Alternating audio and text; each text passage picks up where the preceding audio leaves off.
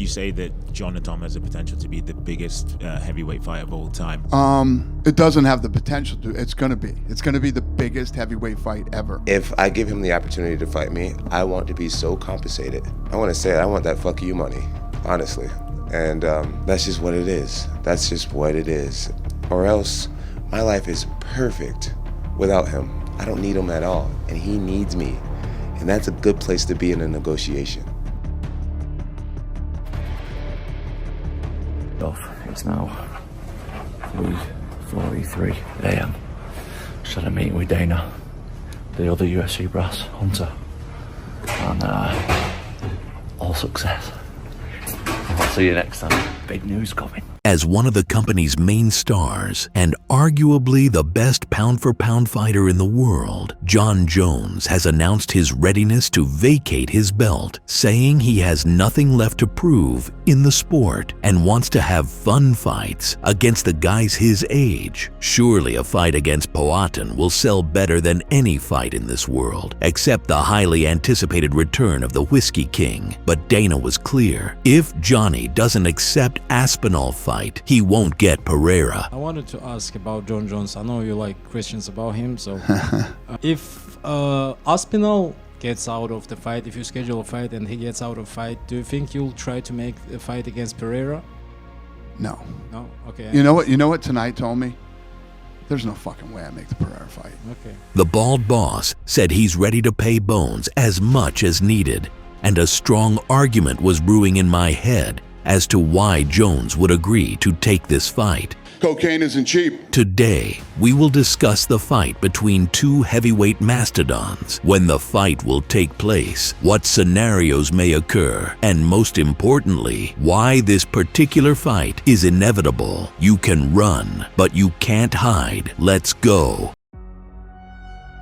After his controversial win over Dominic Reyes, Jones went into shadows, awaiting a rematch, saying he still has a lot of work to do at 205. You know, I fought DC twice. Had no problem signing the contract. I fought Alexander Gustafsson twice.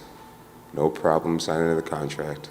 And if the people want to see me fight Dominic again, it's going to be up to Dana White to find a way to make that happen.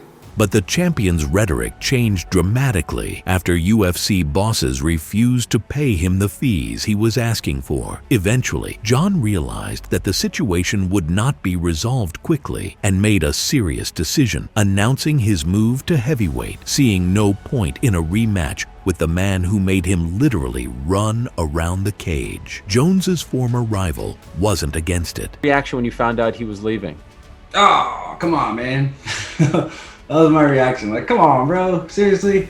That's whack. But then it was like, all right, well, whatever. The show must go on, you know? Either way, I'm fighting. Either way, I'm going for the belt. So the whole goal is to get the belt anyway. It sucks that, you know, I can't beat Jon for it at this time, but I'll catch him. I'll catch him later. Talks about Jon's next fight have been going on for years, and once Francis left the best league in the world, Jon, not Bones anymore, took heart along with his lifeline by getting a fight for the vacant belt against French prodigy Cyril Gane.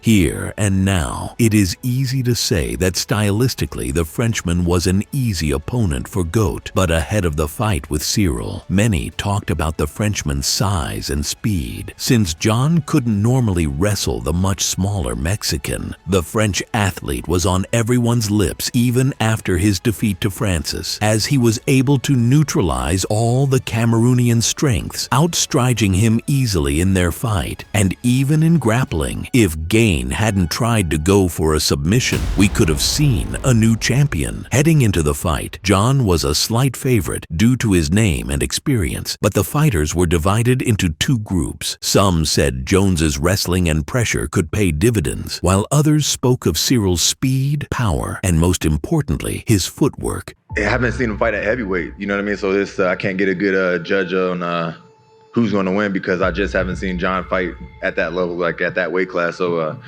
I'm excited to see though. This is the one you wanted. This one right here is the one you wanted because you have two guys, extremely skilled, super ready to fight, and both dying to become the heavyweight world champion. Massive fight March 4th. and I get to be there. Jones was relaxed, serious, and said he would destroy Gane. It was hard to believe at the time, but apparently the French fighter simply broke under Bones's mental weight. I talked about this. I hear that Serial Gaines soccer team, his online team is ranked top 60 in the world.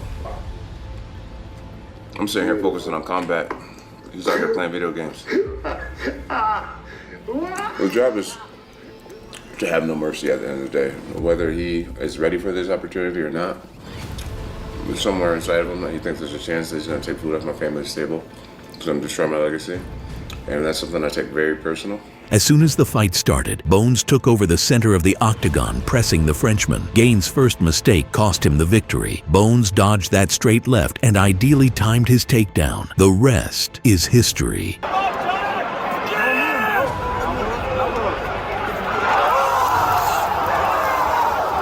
After Johnny joined the Champs Club, he stated that he was only interested in one fight, which we witnessed quite recently.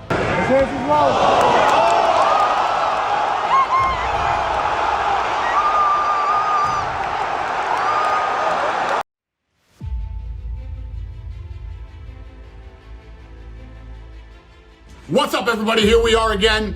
You know, Jon Jones was training last night, got injured. He was wrestling, and he tore the tendon that connects your pec to the bone, off the bone. 8 months, gonna need surgery, he's out. So, the main event is Prohaska versus Pereira. The co-main event now is Pavlovich versus Aspinall for the interim heavyweight championship. After the Englishman sent the Russian bear to a place where time doesn't exist, talks of a fight with Jon Jones for the status of undisputed world champion made sense. I think we should do Tom Aspinall versus Jon Jones in Manchester. That is something special, and I'm sure the UFC are going to be on board with that. That would be special. More and more people began to criticize Jones for wanting to fight Stipe because of the Croatian's age and layoff, which was increasing every day. But Dana came on the scene, defending his son in every possible way. I get it. I'm not criticizing. He was trying to fight. I'm just saying, yeah. No. Yeah, well, it's not like he's sitting around and doesn't want to fight. The guy came to fight. It's the first injury he's ever had. And listen to me, I'm not defending Jon Jones. You know what I mean? Jon Jones has been one of my biggest takes in the entire time that I've been in this company, right? And, you know, the guy hasn't been the model, fighter in the company. No matter what you think of Jon Jones, he's the best ever, and he's the pound-for-pound best fighter in the world. And he's the pound-for-pound best fighter in the world. Who give him back? We have to check that moment. In turn, Tom started a whole campaign about calling the champion, attacks on Twitter followed by his own apologies, an attempt to make a face-off during a personal meeting, and much more. In the end, Tom got what he wanted. Dana gave him the opportunity to defend his belt, but there is one caveat: the interim belt. There is no such thing as Dana White privilege in this company. I guess I'll say sayonara. After another murder in the UFC cage, the Englishman respectfully called out Jon, urging him to show respect for Joe Biden and refused to fight him. Jon did not accept the offer. Amidst this whole saga, fans began to tease the American that he was avoiding Tom in every possible way. But Dana, as a true loving father, defended this fight with all his might. We saw Stipe tonight, and obviously we wanted to have Stipe and Jon. Is that still the fight to make, or do you feel like maybe Tom deserves to fight Jon or deserves to fight Stipe, or maybe that's a better fight? No. You do those two. Okay.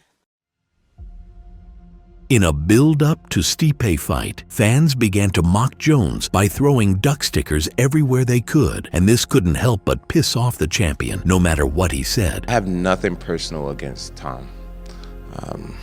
12 seconds later. But if I'm being completely honest, I feel like Tom's been such an asshole that I don't want to do business with him. You know, it's just like his fans have been so annoying. Is he fucking awesome? Johnny was so angry that he not only refused to be interviewed before the title fight, but also began to publicly insult Aspinall. There's a lot of people. So what specifically has he said or done to make him an asshole? There's just a lot of people on his nuts right now, and But what has he done though?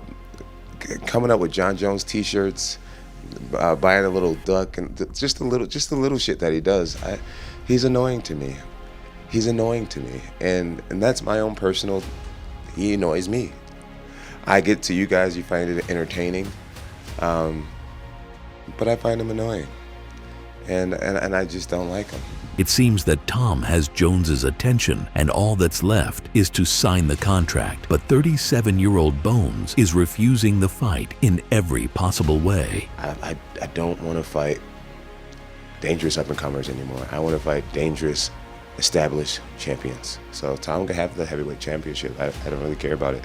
The latest news confirms my thoughts. Jones is willing to put it all on the line, but for too much money, and it seems that the boss is ready to do it. How do you break it down, and how do you think that could play out? I have no idea. I mean, I don't know what Jon's going to do. Jon's one of those guys that I was saying earlier has the highest fight IQ. He's like fucking Elon Musk in the octagon, okay? This guy is brilliant in there, and the things that he pulls off, like you didn't see any of the spinning elbows tonight that he does normally. He did all different shit tonight. I'm sure he sat down and watched Stipe's tapes, and I don't know what he'll do with Aspinall. Throughout his career, Jones wanted a challenge, although often his opponents were clearly older than him. Johnny also defeated many fighters who were younger and less well known. In the case of the Croatian, many thought that Miocic was being led to execution, but here the situation is somewhat different. Jones will definitely not be the favorite due to his age and speed, but the UFC cage has never seen a more experienced fighter with such an arsenal of skills. The Englishman is a real assassin who collects scalps all over the world, killing everyone in one round, but he has already been defeated, and this is the difference between him and the champion. Certainly, Aspinall's speed and strength combined with his youth present Jones with a serious choice, especially considering the fact that Tom is a basic grappler who evolves daily. But Tom's knee has let him down more than once in fights, and Jon is an expert in oblique kicks. I can easily see Aspinall rocking Jon with a flashy 1-2 in the opening round, and I can also visualize Jones using clinching, kicks, and fence to make this fight dirty. And if this fight goes past first round, who knows what scenario the fight will follow. So moving forward, what do you do? Like, as obviously you said, you want him to fight Tom next, and you said that could just be the biggest heavyweight fight of all time. It will be. Pereira has unfinished business at his weight, and it will take some time for him to gain muscles eating magic buckwheat, so it's unlikely we'll see this fight any sooner than a year from now. Jones will get a fight with Alex, regardless of the result of the fight with Tom, and it seems to me that very soon we will get news, because time is running out for Jon, and he will not be able to wait 2 more years.